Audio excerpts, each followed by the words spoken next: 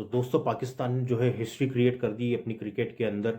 और वो ये है कि साल 2002 के बाद अब साल 2024 में, यानी कि आप मान के चलिए 22 साल के अंतराल के बाद ऑस्ट्रेलिया को किसी वनडे सीरीज में शिकस्त का मुंह देखना पड़ा अगेंस्ट पाकिस्तान अपने ही होम ग्राउंड पे। तो इसका आप क्रेडिट किसको देंगे? आकिब जावेद को देंगे, मोहम्मद रिजवान को देंगे, या खुद बाबर आजम को देंगे कि उन्होंने बड़ी मेहरबानी करी कैप्टनसी छोड़ के? क्योंकि उनकी जो कैप्टनसी थी उसमें तो पाकिस्तान टीम बड़ी बेबस सी नज़र आ रही थी, ना कोई एग्रेशन नज़र आ रहा था। कोई जो छोटी टीम भी आती थी, चाहे जिम्बाब्वे हो, यूएसए हो, कोई भी टीम आती तो उनके अगेंस्ट भी पाकिस्तान टीम जो है कंफर्टेबल नहीं थी कि जीत ही जाएगी। तो ये हालात थे बाबर आजम की कैप्टनसी में। और जब से उन्होंने कैप्टनसी छोड़ी, आकिब जावेद ने जब से सिलेक्शन कमेटी संभाली पाकिस्तान की, और मोहम्मद रिजवान जब से कैप्टन बने, हालांकि बड़ी ज़बरदस्त 360 सा आप कह सकते हैं कि चेंज आ गया पाकिस्तान की क्रिकेट के अंदर।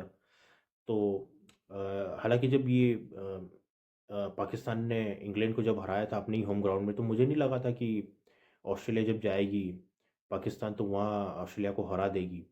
क्योंकि मुझे तो क्या, आप किसी पाकिस्तान के किसी क्रिकेट फैन से भी अगर आप पूछेंगे कि क्या पाकिस्तान जा रही है और ऑस्ट्रेलिया को 2-1 से हरा देगी, तो खुद पाकिस्तान के लोग ही इस चीज़ पे विश्वास नहीं करते, खुद उनके प्लेयर भी विश्वास नहीं करते। पर हो चुका है ये कारनामा अंजाम, अब हरा दिया है उनको सीरीज़।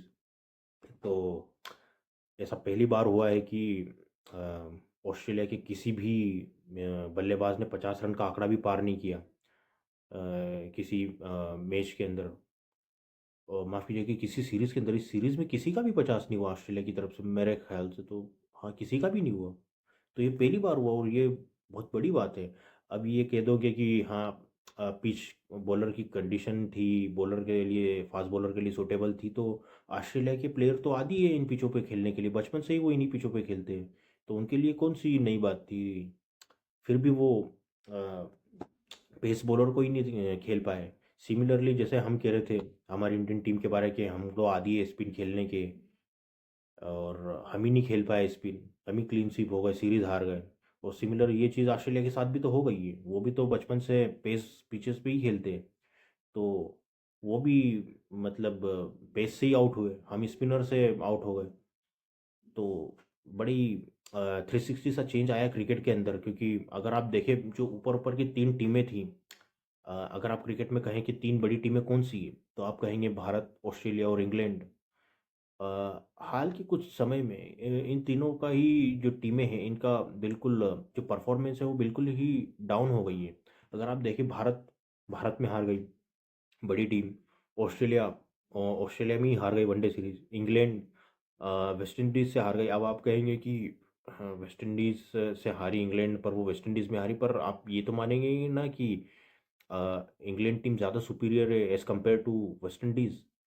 तो अगर आप देखें तो ये जो तीनों टॉप की टीम है ये बिल्कुल ऐसे परफॉर्मेंस कर रही है कि जो नीचे की बॉटम की तीन टीमें नहीं होती, उस तरीके से ये परफॉर्मेंस दे रही है। तो हालांकि एक बात ये भी है कि जब ओडीआई फॉर्मेट आएगा तो इंडियन टीम आपको अलग नज़र आएगी।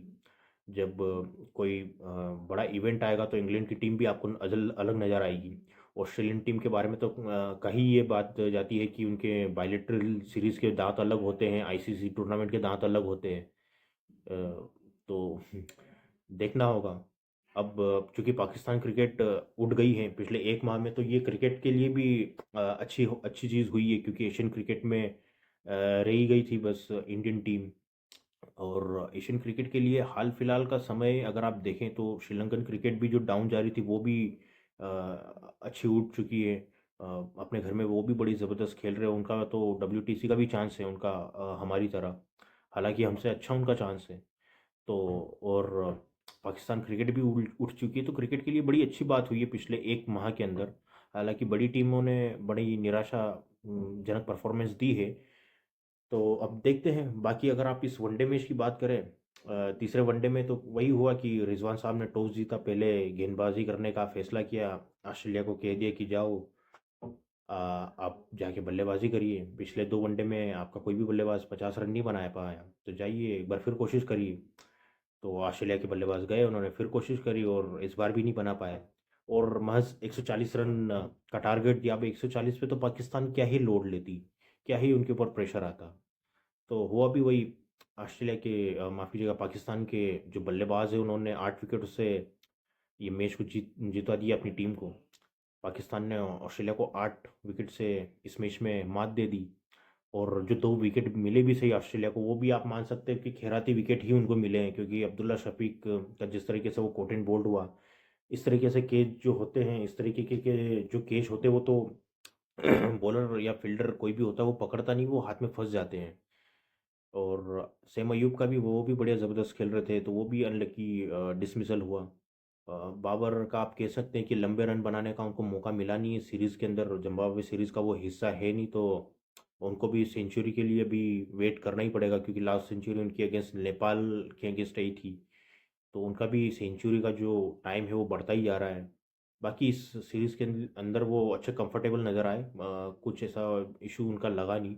हालांकि उनकी प्रॉब्लम भी स्पिन है, विराट कोहली की तरह, क्योंकि वो भी स्पिन के अगेंस्ट हाल फिलहाल में ज़्यादा जूझते आ रहे हैं as compared to pace bowler.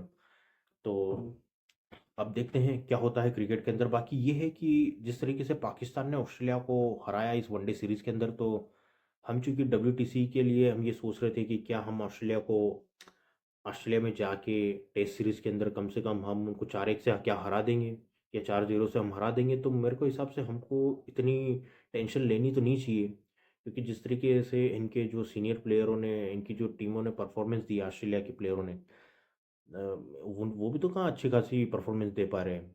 तो हम बेफजूल की मतलब टेंशन ले रहे थे मेरे हिसाब से। तो हम जीत भी सकते हैं, कोई ऐसे इशू है नहीं। देखते हैं 22 तारीख को पर्थ में है, इसी जहाँ पे आखिरी वनडा मैच खेला गया वहीं पे शायद पहला जो है टेस्ट मैच है। हालांकि ये एक अलग बात है कि वनडे सीरीज़ अलग होती है, वाइट बॉल अलग अलग होती है, रेड बॉल अलग होती है, वहाँ प्लेयर आप कह सकते हैं कि शायद पूरे नहीं थे, पर यहाँ तो पूरे उनके एक कैटेगरी के प्लेयर जो है रहेंगे। तो वो सीरीज़ बिल्कुल ही डिफरेंट रहेगी। तो अब देखते हैं, जैसे कुछ अपडेट आएगी मैं आपसे ज़रूर शेयर करूँगा।